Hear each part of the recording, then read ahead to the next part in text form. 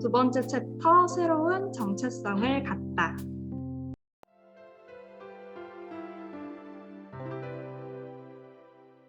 시력이 점점 저하되면서 새롭게 시작한 일이 글을 쓰는 활동이었어요.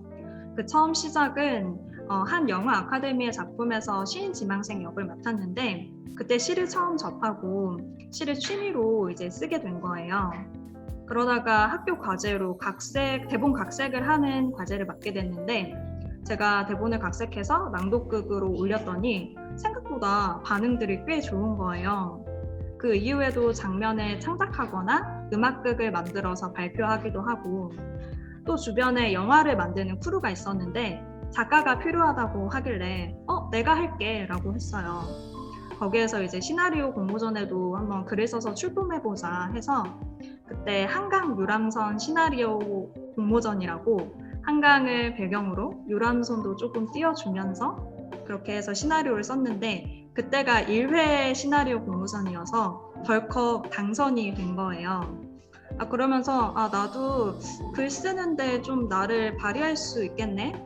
새로운 가능성을 발견하게 되는 시간이었어요. 사실 저는 글이 좋아서 글 쓰는 게 재미있어서 한 게 아니었어요. 제가 글을 쓰고 거기에서 작은 배역이라도 맡으려고 해서 한 일이었거든요. 하지만 그렇게 선택했던 일이 저에게 의외로 새로운 가능성을 발견하게 해줬어요. 우리가 뭔가 터닝 포인트를 필요로 할 때 지금 내가 하고 있는 일을 완전히 그만두고 뭔가 새롭고 멋진 일을 시작해야 한다고 생각할 때가 많잖아요.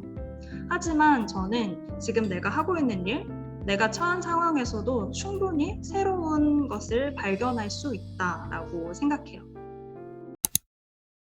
그리고 기초재활 교육을 받는 동안에는 웹소설도 썼는데요. 주변에 친구가 웹소설을 써서 출판사랑 계약을 하고 작가로 활동하는 친구가 있었어요. 그 친구가 네이버 웹소설 공모전이라는 거를 알려줬는데, 한번 찾아보니까 시상 내역이 어마무시하더라고요. 잘만 하면 일확천금 벌 수 있겠다, 이런 생각이 들었어요. 그래서 그 공모전에서도 참여를 하게 됐어요. 결과가 어땠을까요? 조회수가 폭망했어요.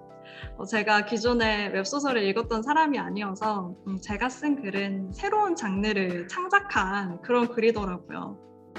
하지만 이때 정말 너무너무 즐거운 경험을 했는데요. 그때 학원물, 약간 청춘 로맨스물 이런 걸 써가지고 제 안에 있는 연애 세포들이 막 살아나는 경험도 했었고, 또 한 화당 분량이 5,000자 이상 분량으로 A4 7장에서 8장 정도를 써야 되는 그런 시간이었어요. 그러다 보니까 단기간 내에 엄청난 양의 글을 쓰면서 저절로 글쓰기 훈련도 되어줬어요. 그래서 저에게는 너무너무나 재미있었던 그런 경험이 되어줬어요.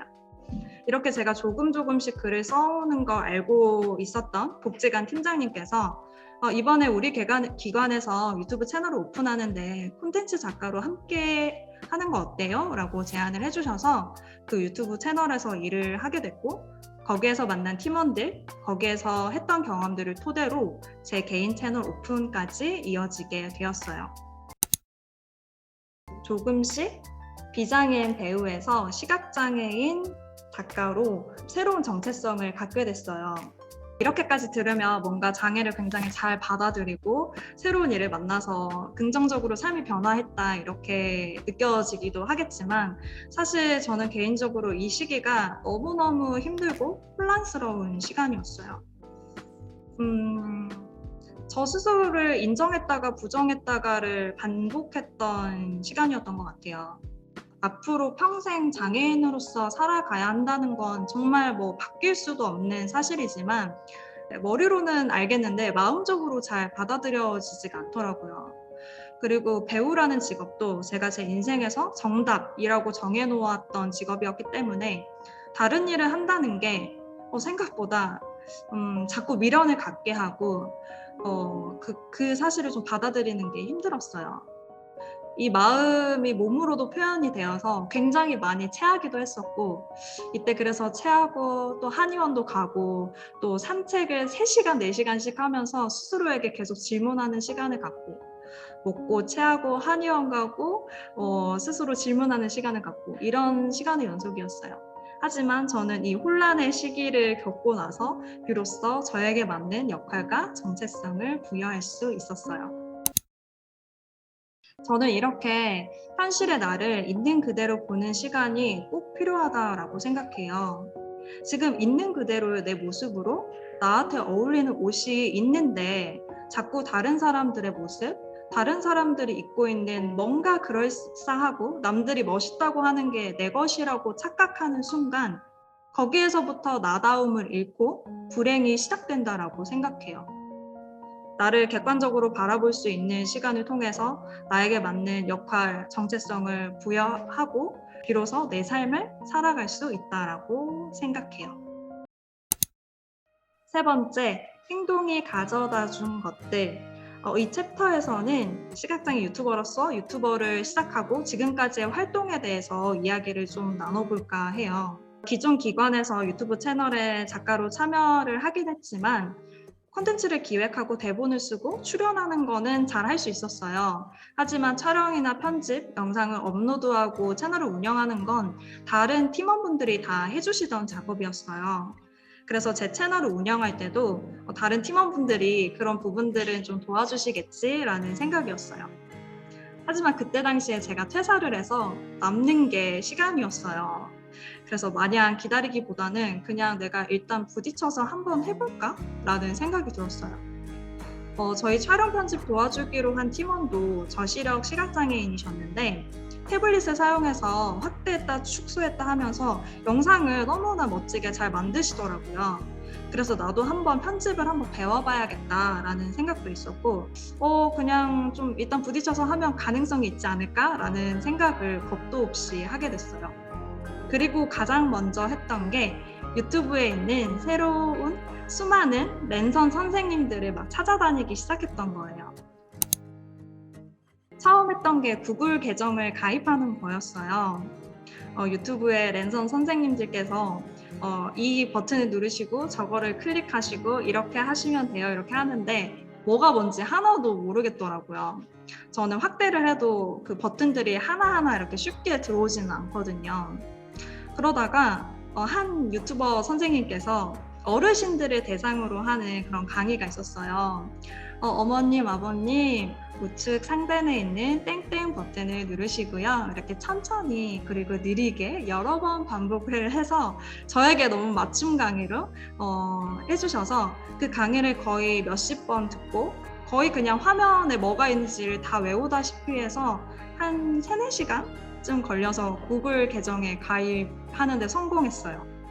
지금 생각해보면 이메일 주소 입력하고 그다음에 이름, 전화번호 그리고 인증번호 받고 하면 되는 굉장히 간단한 작업이었는데 저는 조금 많은 시간을 걸려서 하긴 했지만 스스로는 너무나 뿌듯했던 경험이었어요. 영상 편집 같은 경우도 이제 PD님이 사용하는 어플이 저한테는 조금 어렵더라고요. 그래서 또 유튜브를 막 뒤져서 초등학생들도 쉽게 사용하는 블로라는 어플을 발견했어요. 그리고 또 유튜버 랜선 선생님들의 강의를 수십 번 보면서 가위 표시랑 재생 표시, 가장 기본적인 컷 편집을 하는 그 버튼 2가지만 가지고 계속해서 연습을 했어요. 몇 날 며칠을 태블릿을 붙잡고 있었던 것 같아요. 뭔가 하나씩 만들어가는 과정이 너무나 신기하고 재밌었던 것 같아요. 이 모든 과정이 비효율적이라고 느껴질 수도 있어요.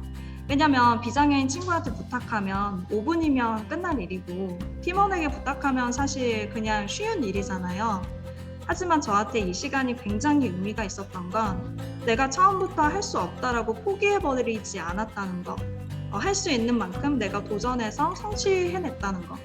그 보람은 이루 말할 수 없이 너무나 크고 기뻤습니다. 물론 이후에는 좀 이런 비효율적인 과정들을 다 전반적으로 수정하는 시간을 가졌어요. 제가 할 수 있는 업무, 할 수 없는 일 이렇게 구분을 해서 팀원들하고 분업을 했고 지금은 일주일, 2주일에 영상 하나 정도 올릴 수 있는 프로세스를 점점 만들어 나갔어요.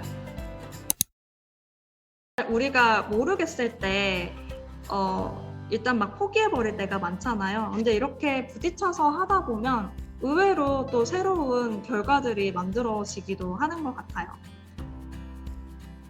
많은 분들이 어떤 장비를 쓰냐고 많이 물어봐 주셨어요.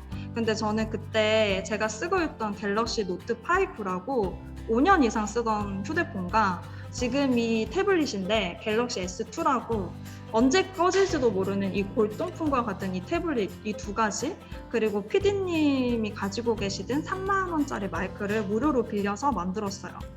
처음부터 섣불리 장비에 투자할 수는 없었거든요. 많은 분들이 저의 영상을 보고 장비에 대해서 댓글을 달면서 물어봐 주시는 걸 보고 정말 깜짝 놀랐어요. 피코 콘서트에 신청해 주신 분 중에서도 유튜브를 하고 싶다라고 해주신 분이 있었는데, 뭔가 고가의 장비를 갖추는 것도 너무 좋겠지만 그냥 기존에 있는 거로도 저는 충분히 좋은 결과를 얻을 수 있다라고 생각해요. 그리고 제가 두 번째로 했던 행동은